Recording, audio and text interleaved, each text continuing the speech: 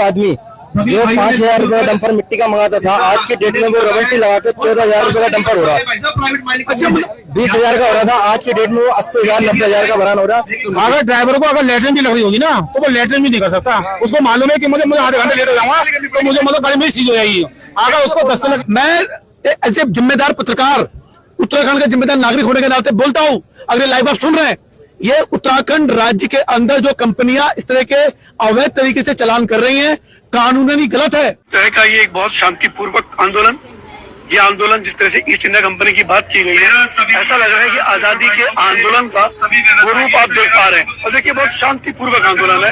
देखिए गाड़ियां आप देख पा रहे सड़क में, देखिए कितनी गाड़ियां खड़ी है, बाइक्स यहाँ खड़ी है और ढेरों की संख्या में, लगभग यह आंकड़ा है कि 500 के आसपास यहाँ लोग खड़े होने की संभावना है।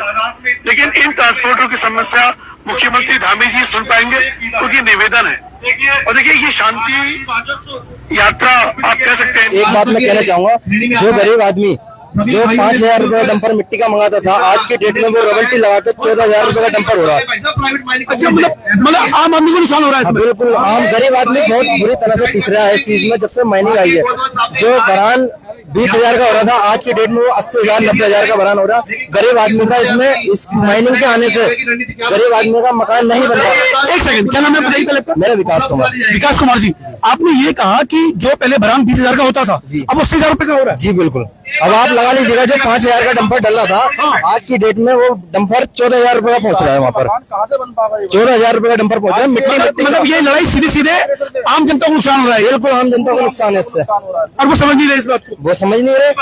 मगर आज ये धरना दिया गया है, सारी बातें इसमें रखी जा रही हैं। माननीय मुख्यमंत्री जी से अनुरोध है कि हमारी बात को जरूर सुझाव देंगे, समझेंगे इस बात को। अच्छा, ये जो कह रहे हैं ये बिल्कुल सही बात है कि 5,000 का डंपर 14,000 का पड़ रहा है। आज 14,000 का पड़ रहा है। 20,000 जो भरान था वो 80,000 के आसपास, 80-90,000। और वो जो भार है वो उस आदमी को पड़ेगा जो मकान बना रहा है। आदमी भी पड़ेगा उसमें, जो गरीब आदमी उस पर पड़ेगा वो। आज की डेट में हम लोग जिसके घर नदी के जस्ट बगल से है ना, जिसके घर नदी से बगल में, तो वो भी मट्टी नहीं लेके आ पा रहे। जैसे कि आधा किलोमीटर पे नदी है, तो वो भी लोग मट्टी नहीं लेके आ पा रहे माइनिंग की डर की वजह से, कि हम मट्टी लेने चले जाएंगे, इतने की मट्टी नहीं होगी, 50,000 का वो चालान हमारे हाथ में दे जाएंगे। अभी मैं अपने मोबाइल में दिखाऊंगा आपको, चालान कटा हुआ है 2,97,000। आपके चैनल पे भी चला था वो चालान। तो मैं माननीय मुख्यमंत्री जी से कहूंगा कि माइनिंग हटाओ। उस चालान का क्या मतलब है? वो चालान क्यों हुआ ये उसकी मुझे जानकारी नहीं है। मगर ये आपके चैनल के माध्यम से, औरों के माध्यम से मुझे देखने को मिला था। ये तो बड़ी देर कर दी होगी। यानी कि अगर मेरा, देखिए मैं हूँ पुछड़ी गाँव का रहने वाला, रामनगर में, मेरे बगल में कोसी है। अगर मैं वहां से मान लीजिए रेता लेके आता हूँ, मान मैं 1 कट्टा लाया बाइक में भर के, उस पर भी और 1 कट्टे का आपका पता लग गया कि आप 1 कट्टा रेता लेकर आया तो चालान कटेगा, बिल्कुल कटेगा। और अगर मैं गन्ने में लेके आया तो भी कोई ना कोई तो शिकायत करेगा उसकी। हाँ जी सर, इन लोगों की इतनी मनमानी चल रही है। हमारे घर काशीपुर में गले पहले परिचय कर भैया। मेरा नाम नीटू चौहान है। नीटू चौहान। आप काशीपुर के रहने वाले? ट्रांसपोर्ट का काम करता हूँ जी, इसी का व्यवसाय है। इन लोगों की इतनी मनमानी चल रही है कि मान लीजिए हमारा घर काशीपुर में है, कॉलोनियों में होता है, अंदर होता है, जहाँ डंपर नहीं जाते हैं। हमने वो डंपर जगह देख करके कई बार खाली करा लिया, तो हम उसे कैसे उठाएंगे? हम उसे जेब में भर के उठाएंगे नहीं। छोटी छोटी गाड़ियां होंगी, छोटे वाहन, टेम्पो से या घोड़ा पुक्की से, या इस चीज से उठाएंगे। अगर हम यदि उस माल को अपने रॉयल्टी से लेके आए, हमने माल अपना कहीं बाहर डंप कर लिया, डंप करने के बाद उस माल को हम अपने घर लेके जाते हैं, टेम्पो से लेके जाएंगे, घोड़ा पुक्की से उठाएंगे। अगर हम उससे उठाते हैं तो उसकी भी रॉयल्टी मांग रहे हैं लोग, रॉयल्टी मांग रहे हैं दोबारा, उसका चालान कर रहे हैं हमारे टेम्पो वालों का या घोड़ा पुक्की वालों का। बाप रे, इतनी अंधेर कर दी। धामी जी सोचिए, ये बताइए हम क्या करें, कहाँ जाएं, किससे गए हम अपने मन की बात? अच्छा, ये आवाज अभी तक धामी तक पहुंची थी, नहीं पहुंची थी? ये धामी जी जानते होंगे इस चीज को, पहुंची है नहीं पहुंची है उनके पास। 20 कुंटल उठाने के लिए हर चक्कर पर रॉयल्टी देनी पड़ेगी। ओ, हमारा माल हमने अपना माल रॉयल्टी से मंगाया, बाहर डंपर से डंप कराया, कहीं खाली जगह में तो कराएंगे। जब गली में नहीं पहुंचेगा तो गली में ले आने के लिए क्या करेंगे? टेम्पू, छोटे वाहन का यूज करेंगे। बिल्कुल, छोटे वाहन से यूज कर रहे हैं, उठा के ले जाना, उनका उसकी भी रॉयल्टी मांग रहे हैं। क्या करें बताइए हम? कुंटल सर रेता नहीं ला सकते उठा के अपने घर के लिए, तो उसके लिए हम हमारी कमाई जो हमारे। अच्छा सुनिए, चलिए, ये कमाई बाहर वाली कंपनी। अच्छा, ये जो रॉयल्टी मांग रहे हैं ये लोग, ये जो रॉयल्टी मांग रहे हैं, ये कितनी उम्र के लड़के हैं लगभग? सब 20, 22, 25 से ऊपर कोई नहीं है सर। और कोई, मैं कहता हूँ कोई एजुकेटेड भी नहीं होगा, किसी को रॉयल्टी की नॉलेज भी तक नहीं। क्लास 12 तक के पढ़े हुए बच्चे हैं। ओहो, यानी कि इस मामले में उत्तराखंड वासियों को एक होना ही पड़ेगा। इनकी एक अंधेर ये देखिए कि रॉयल्टी इनकी मनमानी इतनी चल रही है कि रॉयल्टी सरकार को दे रही है 8 रुपए और हमसे ले रहे हैं, पैसे वालों को दे रहे हैं 18 रुपए क्विंटल। 10 रुपए क्विंटल पूरा खा रहे हैं ये। मतलब आपसे 8 रुपए लिया, हमसे 18 रुपए लिया जा रहा है क्रेशर वालों से। क्रेशर वाले हमें रॉयल्टी काट दे रहे हैं 18 रुपए क्विंटल की, और ये क्रेशर वालों को दे रहे हैं 18 रुपए क्विंटल पे, और खुद ले रहे हैं सरकार को दे रहे हैं 10 रुपए को 8 रुपए क्विंटल। तो इसका कुछ पेपर में तो होता हुआ कुछ लिखा ये दिखाई नहीं रहे ये लोग। जो इनके पास एसओपी है, एसओपी जो इनका कागज है लिखित में, वो दिखाई नहीं रहे इन तमाम। एक सेकंड, स्टोन केशर में माल पड़ा है जी, आप वहां से डंपर भर के लाए तो आपको 18 रुपए देने पड़ रहे हैं। 18 रुपए रॉयल्टी जीएसटी प्लस 18 रुपए क्विंटल जीएसटी रॉयल्टी प्लस माल, उसके हम पैसे दे के आते हैं क्रेशर वालों को। वो आपके पास पेपर पड़ा हुआ है, पेपर है हमारे पास, लेकिन वो सरकार को 8 रुपए के हिसाब से दे रहे हैं। 8 रुपए, और सरकार को वो दे रहे हैं 8 रुपए क्विंटल का रेट, और क्रेशर वालों से ले रहे हैं 18 रुपए क्विंटल। मट्टी 6 रुपए। हाँ, आज तक मट्टी की रॉयल्टी नहीं बनी। वो तो सिंपल सी मट्टी होती नहीं है, उसका पोर्टल है नहीं, रॉयल्टी का पोर्टल था ही नहीं। इनके आने से इन्होंने ऐसी गुंडागर्दी करी है, रॉयल्टी का पोर्टल भी 18 रुपए क्विंटल मांग रहे हैं। 6 रुपए मट्टी है और 18 रुपए रॉयल्टी, यानी 25 रुपए 26 रुपए। अच्छा, और मैं बताऊं, मेरी आप भी थी, मेरी 2 गाड़ियां उन्होंने बंद की थी। किस बेस पे? मेरी जंगल का रास्ता है, एक स्टोन के साथ गाड़ी भर के आ रही थी मेरी, जंगल का रास्ता सिंगल, मेरी एक गाड़ी अगली खराब हो गई, अचानक चलती हुई गाड़ी बाजी है इनकी। अभी मैं उसकी बात वही बताऊं, मेरे 18 मॉडल गाड़ी थी, गाड़ी खराब हो गई, गाड़ी बंद हो गई, स्टार्ट होने की कंडीशन में नहीं रही। पीछे वाली गाड़ी आ गई मेरी दूसरी, वो भी आके फंस गई उसके पीछे। उन्होंने आपस में 1-2 घंटा उन्होंने लगाया, ड्राइवरों ने अपना जोर लगाया, नहीं उनसे स्टार्ट हुई। मैं मिस्त्री लेके पहुंचा, घंटे का रॉयल्टी होगी मेरी 5 घंटे लेट, रॉयल्टी होगी मेरी खत्म। मैं इन लोगों से कह रहा हूँ कि तुम अपने तो तुम्हारा चेक पोस्ट है, उस चेक पोस्ट पर चेक करो रॉयल्टी मेरी चेक हुई है कि नहीं हुई है, और चेक हुई तो किस समय हुई है। जब मैं तुम्हारे चेक पोस्ट पे आया ही नहीं हूँ, जब मैं आपके चेक पोस्ट पे आया ही नहीं हूँ, तो मेरी रॉयल्टी पास कैसे होगी? रॉयल्टी चढ़ने का टाइम तो होगा। तो इतनी गुंडागर्दी इनकी चल रही है कि बदतमीजी धक्का मुक्की करके गाली गलौज करके मेरे ड्राइवर से, और गाड़ी खड़ी करके गाड़ी में चलान लिया है। इतनी छूट दे रखी है, इसका उदाहरण मतलब ये आपको हाथ हवा भी कर देते हैं जी। बिल्कुल, धक्का मुक्की नॉर्मल है। इतनी छूट दे रखी है इनको, इतनी छूट दे रखी है। अगर हम इनका हाथ भाई एक थप्पड़ भी नहीं मारेंगे तो वो थप्पड़ कबूल होगा। मेरी आप बीती में बताऊँ, मेरे साथ धक्का मुक्की की, हाथों हाथ मेरे ड्राइवर को खींच लिया, गाड़ी में बैठा लिया, गाड़ी खुद चला के लेके आई ये लोग। जैतपुर मोड़ पर गाड़ी पकड़ी थी और आईटी थाने तक खुद चला के लेके आए ये लोग गाड़ी। अगर गाड़ी से एक्सीडेंट हुआ तो कौन जिम्मेवार होता? मेरा ड्राइवर, मेरा ट्रेंड है, वो चला रहा है गाड़ी, उसे वो चला रहा है, वो चलाएगा सही से। ये लोग बिना ट्रेन ड्राइवर मेरी गाड़ी वहां से जैतपुर से लेकर आईटी तक लेकर आए थे। अगर कोई दुर्घटना होती उस बीच में तो कौन जिम्मेदार होता उसका? मालिक जिम्मेदार होगा। मैं बता रहा हूँ कि गाड़ी मेरे नाम में। मतलब कुल मिला के ओपन गुंडागर्दी, फुल गुंडागर्दी चल रही है जी, फुल गुंडागर्दी चल रही है। बाप रे।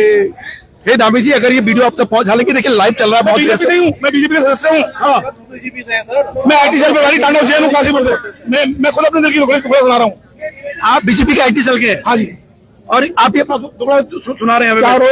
हाथ ही हो सकते हैं धामी जी। जो हमारी कमाई, जो हमारे देश को, हमारे प्रदेश को होनी चाहिए थी कमाई, वो आप बाहर वालों को कमाई करा रहे हैं। इस चीज पे गौर करें। हमें इतना सुकून होता है कि हमारे जेब से खर्चा जा रहा है, पैसा जा रहा है, तो हमें इतना सुकून होता है कि हमारे प्रदेश को जा रहा है, हमारे काम में आएगा। वो पैसा जो बाहर प्रदेश को जा रहा है तो हमारे किस काम में आएगा?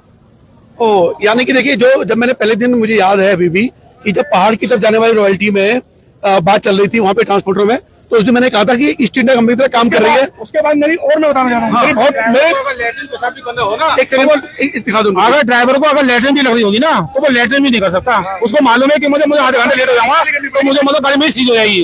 अगर उसको दस्त लगे हुए हैं, बीमार पड़ जाए, तो वो मतलब जो वहाँ पर रुक नहीं सकता। आपका नाम क्या? परिचय। मेरा नाम सुरेश कुमार है। अच्छा, कहाँ रहने वाले हैं? मैं काशीपुर जो है अम्बा बिहार से रहने वाला हूँ। अम्बा बिहार से? हाँ, मेरा भी अपना ट्रांसपोर्ट का काम है। मेरी एक छोटी सी गाड़ी छेड़ा। एक बार मेरे ड्राइवर को मतलब दस्त लग गए थे, तो उसने मतलब लेटरिन भी अपने मतलब जो है सीट पर कर ली थी, क्योंकि वो लेट ना हो जाए, मतलब क्योंकि जंगल में आधा घंटा 1 घंटा लग जाता है। तो वो इस वजह से मतलब वो लेटरिन बाथरूम भी नहीं कर पाया। अगर उसको नींद भी आ रही है ना, तो वो सो नहीं सकता। भाई, आदमी क्या करता है कि पहले अपने काम से फारिग हो जाता है, कि गाड़ी भरवा लेता है, रॉयल्टी करवा लेता है, उसके बाद में निश्चिंत होकर अपने सो जाता है। आज में अपना काम को समाप्त करने के बाद सो जाता है कि मैं सोने के बाद में आराम से उठूंगा, सैर मारूंगा, चल दूंगा। मगर उसको नींद भी आ रही होगी ना, तो वो सो नहीं सकता, क्योंकि मुझको रॉयल्टी का टाइम निकल जाएगा। तो इतनी गुंडागर्दी मेरी बेहद गुंडागर्दी है। उसके बाद जो मेरी 2 गाड़ी बन गई है, एक सेकंड, सही कहा। देखिए, एक्सीडेंट की भी संभावना बढ़ जाती है, क्योंकि आप जब जल्दबाजी में जाओगे तो एक्सीडेंट भी बढ़ सकता है। हाँ, जो मेरी 2 गाड़ी बंद की जी, उसके 1 हफ्ते के बाद मेरी एक गाड़ी मिस्त्री की दुकान पे जाते हैं, वो मतलब मंडी चौकी है, अपनी रोड पे जा रही थी, जहां से जाना था रोड पे जा रही थी। रोड पे साइड पे पहुंचने से पहले रास्ते में गाड़ी खराब हो जाती है, उसका पिछला हिस्सा बोल जाता है, यानी कि गाड़ी चलने की स्थिति में नहीं होती है। उस गाड़ी को मैं मिस्त्री की दुकान पर खड़ी करा देता हूँ। खुद मिस्त्री के दोनों कैमरे चालू हैं, उसके बगल में एक ट्रांसपोर्ट है। हाँ, जो बॉडी वाली गाड़ी की ट्रांसपोर्ट होती है, वो गाड़ी का ट्रांसपोर्ट, उसके ऑफिस में क्या कैमरे लगे हुए, 4 कैमरों में मेरी गाड़ी खड़ी है। जिस समय मेरी गाड़ी खराब होने के बाद गाड़ी कैमरों के अंदर खड़ी हुई, उस समय मेरी गाड़ी पर रॉयल्टी थी, ऑन टाइम रॉयल्टी का टाइम था। ठीक है, मेरी गाड़ी खराब हो गई, तो चलने की स्थिति में मैं कहाँ लेके जाऊँ उसे? मैंने मिस्त्री दुकान पकड़ी कर दी। ये लोग सुबह को आए, कार लेके पहुंचे, किसी ने बताया होगा कुछ भी हो, ये लोग कार लेके पहुंच गए। इन्होंने रॉयल्टी चेक की, गाड़ी भरी हुई थी मेरी, इन्होंने रॉयल्टी चेक की, रॉयल्टी खत्म। मैं इन लोगों को बता रहा हूँ कि जब ये कैमरे लगे हुए हैं, कैमरों की आप कैमरे चेक कर लो। जब मेरी गाड़ी मैंने खड़ी की है यहाँ पे, तो गाड़ी के पास रॉयल्टी थी, ऑन टाइम रॉयल्टी थी। जब गाड़ी चलने की स्थिति में नहीं, तो मैं क्या करूँ, कहाँ लेके आऊँ उसे?